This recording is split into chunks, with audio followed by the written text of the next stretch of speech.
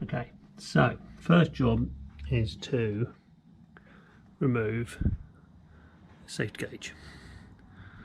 So we've got to bring this wire, it's not really a wire, I think it's either a gas or fluid filled tube from the thermostat back through this hole, and we've got to feed it through the front as we bring that forward, which means we've got to remove the oil pipe which comes through here and should be connected to the back of the firewall and then comes round. It's all coiled up there, so we've got to remove that off the back of the safety gauge.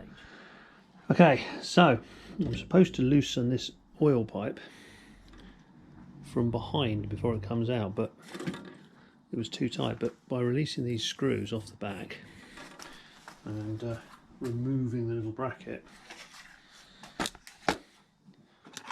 little screws, a couple of star washers, I was able to drop that bracket off the back, the whole thing pulled forward, and then it was a 9/16 just to release the oil pipe, the oil pressure pipe, and then hopefully I can just wangle this temperature gauge from the engine bay back through the little hole and remove the gauge.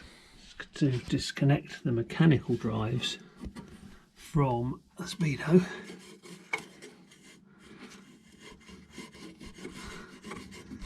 that'll just turn the hopes and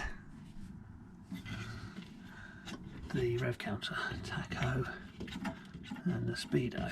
Right, yeah, so they just untwist. I've put a little label on them because they look safer, but